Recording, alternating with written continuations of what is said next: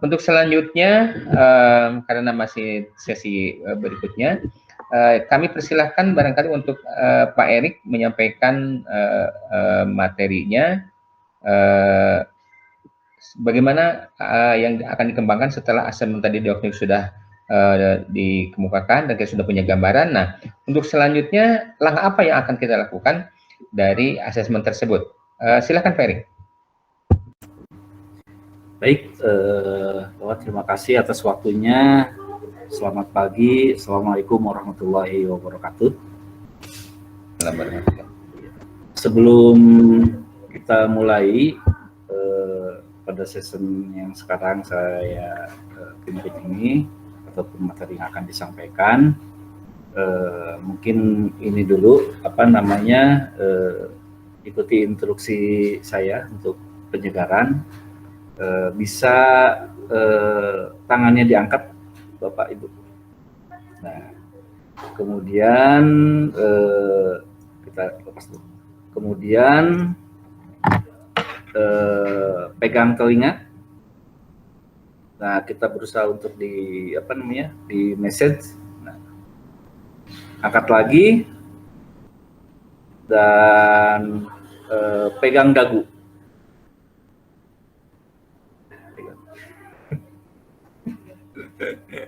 Ya, terima kasih. Bagus, Erik. Terima kasih. Konsentrasi, boleh. Konsentrasi, iya. Iya. Dagu ke sini.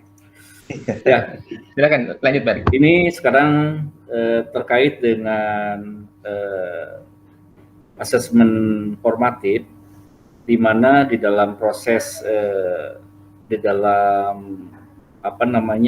kalau kita ingat tentang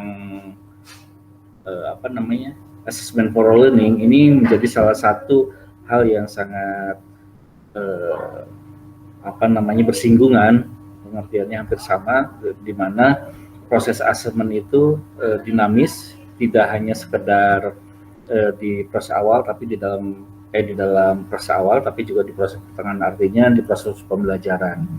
Karena di awal kita sudah tahu adanya proses pengambilan data untuk baseline, ada asesmen diagnostik. Nah, di dalam kita proses pembelajaran pun itu tidak lepas dari kaidah-kaidah terkait dengan asesmen. Proses ini menjadi hal penting bagi kita di dalam memetakan siswa itu sendiri, termasuk mengarahkan bagaimana capaian ke depannya. Saya mencoba untuk sedikit yang kita tampilkan terkait dengan sebentar.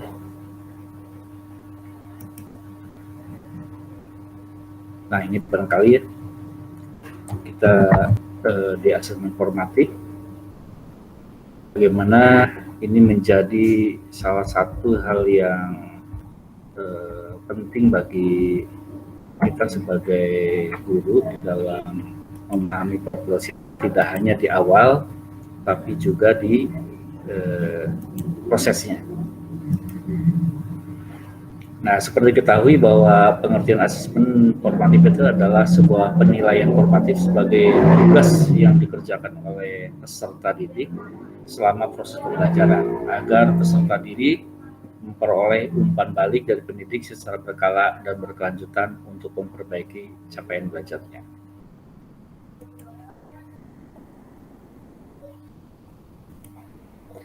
Nah, lintasannya itu barangkali, yang penting bahwa di dalam proses ini Bapak Ibu sudah mempunyai pemahaman terkait dengan formatif ini. Kita barangkali dari Ibu Bapak bisa sedikit sharing terkait pengalaman selama ini di dalam proses pembuatan ataupun menjalankan atau mengimplementasikan asesmen formatif. Barangkali dari Bapak Ibu bisa sedikit melakukan pengalaman ini, karena ini menjadi salah satu penting bagi kita. Ya, silakan Bu Made. Oke, terima kasih. Terima kasih Pak Erik. Menurut pengalaman saya, kalau saya melakukan asesmen formatif ini selama proses pembelajaran, Yang saya lakukan itu saya mengasesmen secara menyeluruh. Yang biasa saya lakukan itu saya melakukan penilaian dengan menggunakan rubrik. Jadi kalau dengan rubrik itu saya juga menilai kompetensinya dia di bidang yang saya jelaskan sesuai dengan tujuan pembelajaran. Kemudian di sana juga saya melakukan penilaian tentang bagaimana dia melakukan proses yang dia lakukan dalam pembelajaran itu seperti apa, sikapnya, keaktifannya, kemudian bagaimana dia kreativitasnya, seperti itu. Itu yang saya tuangkan di rubrik penilaian saya, sehingga saya mendapatkan secara menyeluruh penilaian yang saya inginkan sesuai dengan tujuan dari pembelajaran itu. Jadi semuanya saya dapatkan, baik dari kompetensi, kemudian sikapnya juga saya dapatkan, kemudian karena saya akan mengajar di kelas 12 ini tunarungu. Jadi siswa saya itu relatif bermasalah dengan komunikasi, tapi secara intelektual mereka tidak terlalu banyak gangguannya gitu. Jadi secara mental mereka normal seperti itu. Jadi di sini yang saya terapkan seperti itu, rubrik menyeluruh. Mungkin itu saja yang ingin saya sampaikan. Terima kasih. Ya, terima kasih Bu Made. Memang betul ya, itu salah satu proses kita memahami perkembangan, karena di dalam pembelajaran itu kan dinamikanya luar biasa anak-anak. Di awal dengan asesmen diagnostik itu kita sebagai baseline, dan kemudian dalam prosesnya berkembang dan kita ingin selalu mengetahui perkembangan seperti apa, bahkan mungkin hambatan-hambatannya, tidak sekedar memantau dari hasil belajar, tapi dalam prosesnya. Nah, di dalam konteks ini tentu ada beberapa yang dicermati. Nah, mungkin dari dari yang lain bisa mengemukakan tentang konsepnya seperti apa, kalaupun ada hambatan seperti apa, itu barangkali. Oke. Baik, barangkali Pak Erik dari kami, desainer saya ya, sedikit menambahkan. Pertama, karena asesmen ini dilakukan pada saat pembelajaran dimulai, sedang berjalan, ya. Tadi Bu Suri lebih cenderung kepada peserta didik yang hanya satu ya, untuk yang B saja, ya, tunarungu saja. Nah, ini kira-kira karena di SLB itu kan sekarang itu yang dominan itu ada 5 ya. Ada A, ya B-nya sudah ada jelas, ada C-nya bagi 2, C-nya C1 dan C, kemudian ada D, D-nya banyak, di sini ada 2 juga, cacat ganda dan yang yang D khusus ya, yang hanya polio. Kemudian yang sekarang yang autis nih. Yang autis juga nih kita harus pikirkan. Apalagi kalau bagaimana anak yang mengalami hambatan multi handicap, ini yang harus jadi permasalahan. Di asesmen tadi yang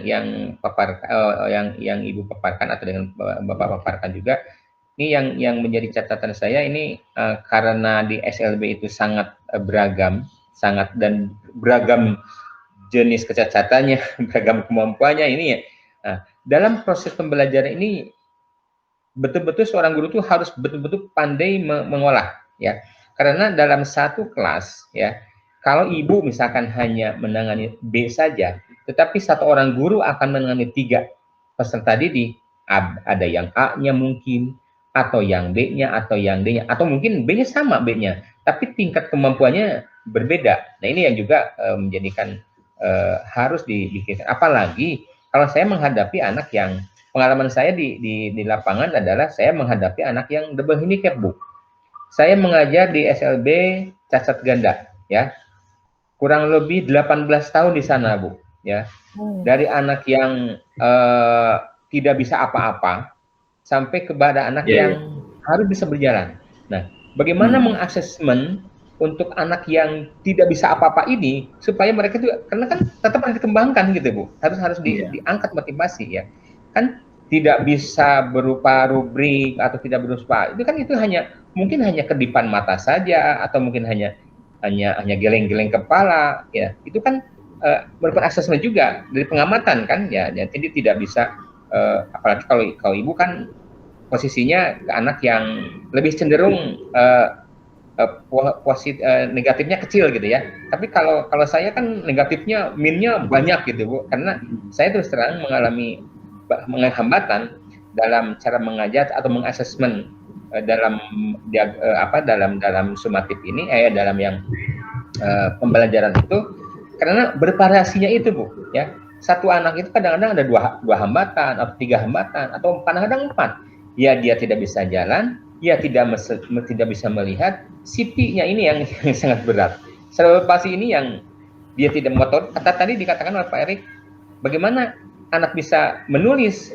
Ya jelas motornya juga tidak bisa digerakkan. Nah ini, jadi hanya dengan kedipan saja, hanya dengan gelengan kepala atau menggerakkan ini aja udah, itu merupakan asesmen. Nah, barangkali itu yang kita harus digali potensi itu.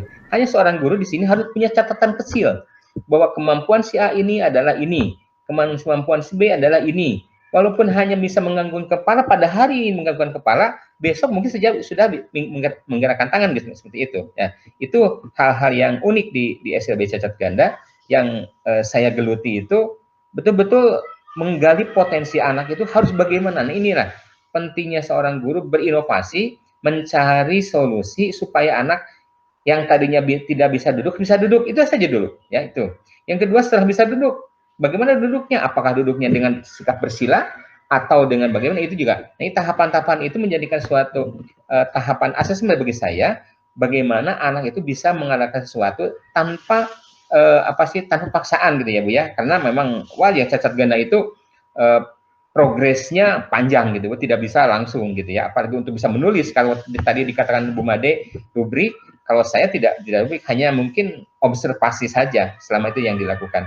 Nah, kemudian langkah selanjutnya bagi anak yang sudah bisa menulis, nah itu barangkali hambatan apa lagi yang motorik halusnya bagus atau tidak. Nah itu jangan, itu Bu ya. Itu pengalaman saya selama mengajar di SLB cacat ganda itu.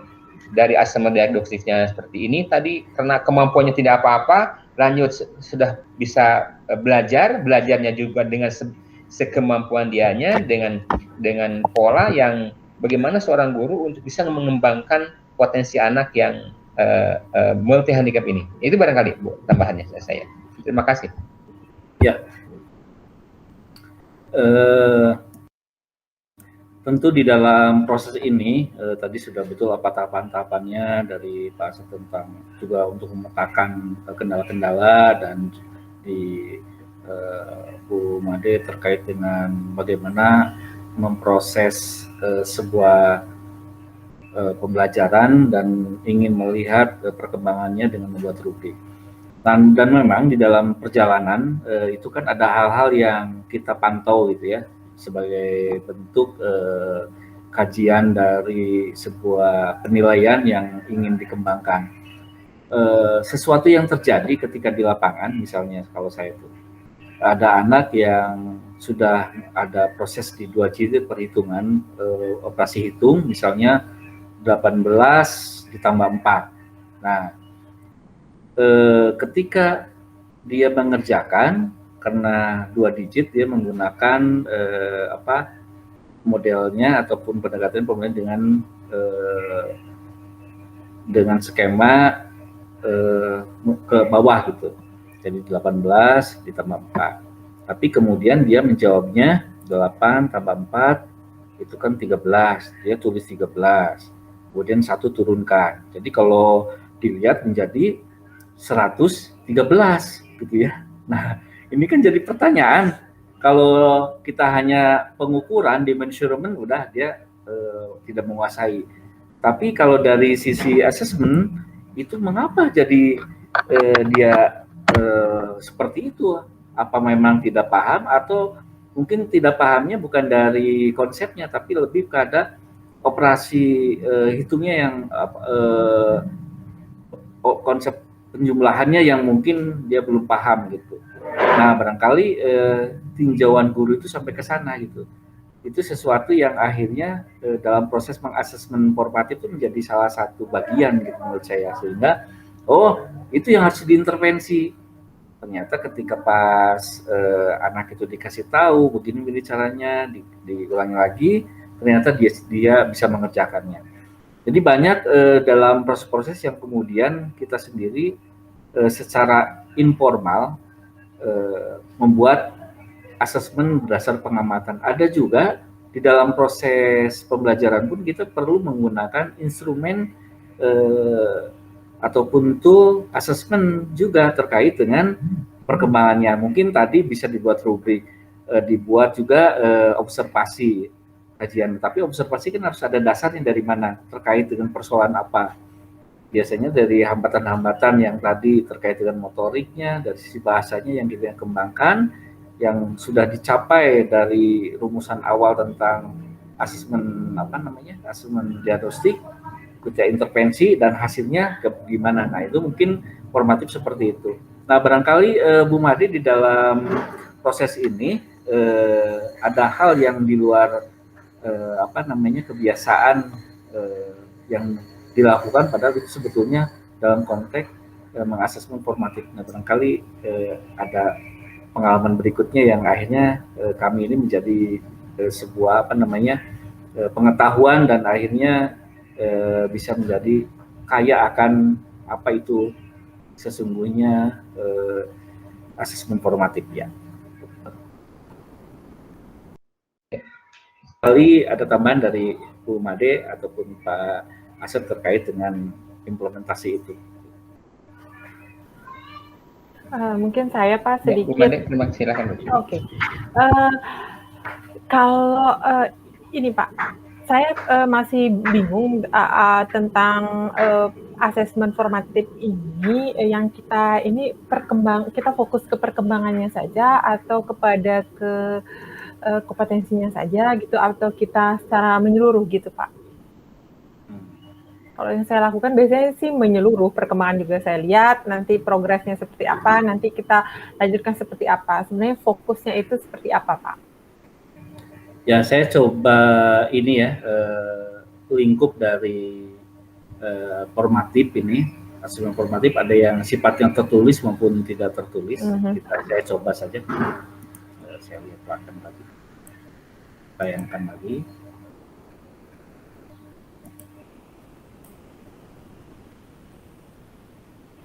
Nah, ini barangkali Bu kelihatan ya? Iya. Nah, bagus Pak. Nah, ini formatif yang tidak tertulis itu bisa berupa diskusi kelas, kemudian drama, produk, portofolio, gitu kita ingin mengetahuinya. Jadi dari diskusi kelas itu kan kelihatan mana yang aktif, mana yang tidak, mana yang kontennya, argumentasinya baik, terstruktur ataupun tidak dan sebagainya. Begitu juga di dalam produk, ketika sebuah proyek mengerjakan apakah dia itu hasilnya bagus atau tidak dengan model miniatur atau produk seni atau apapun ya yang kita tugaskan. Nah, ini menjadi salah satu data-data yang diperoleh dalam rangka formatif itu. Kemudian ujuk kerja, presentasi, belum tes lisan, pertanyaan dan jawabannya seperti apa. Kemudian kalaupun dia mempresentasikan apa yang sudah dia kerjakan dan juga performance test ujuk kerja. Nah, itu. Kemudian kalau contoh bentuk asesmen formatif tertulis itu bisa dengan seperti Ibu barangkali ya ketika membuat rubrik ini mungkin hal yang gitu dalam mengobservasi. Nah, itu sebetulnya bisa tambahan kajian observasi itu ya. Konstruksinya dengan berupa angket ataupun yang sifatnya yang sifatnya tidak tertulis. Tapi kalau yang tertulis kita bisa membuat kayak angket atau kuis pertanyaan yang mereka jawab, dan dari jawaban itu bisa mengatakan dari sisi kemampuan seperti apa, kalaupun ada persoalan seperti apa, dari esai terus dari jurnal yang buat seperti itu. Nah, barangkali itu menjadi salah satu gambaran saja terkait bagaimana konstruksi asesmen yang kita rancang di dalam proses pembelajaran, di dalam proses pembelajaran ini gitu ya, dari mulai awal sampai bahkan mungkin satu fase itu kita bisa beberapa pertemuan. Nah, dalam pertemuan itu perkembangan seperti apa, dan banyak kejadian seperti tadi dari tes tulisan maupun non tulisan.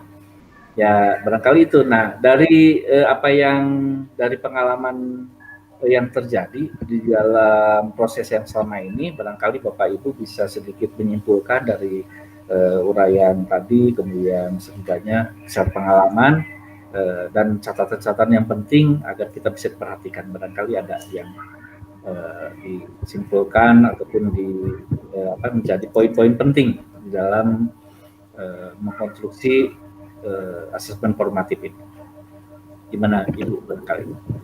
Mungkin ya saya Pak, kalau saya tangkap dari diskusi kita tadi, kalau asesmen formatif ini kita lebih fokus kepada apa yang dia lakukan saat ini, kemudian perbaikannya juga lebih cepat ya Pak ya. Ya. Seperti itu yang saya tangkap. Kemudian itu juga bisa menyeluruh tanpa ada sifatnya itu menyeluruh jadi satu gitu, tidak ada miss-nya gitu, jadi langsung kita dapatkan hasilnya. Kemudian bagaimana treatment-nya seperti itu bisa kita ketahui langsung ya Pak. Itu mungkin dari saya. Ya, barangkali dari Mbak Asep.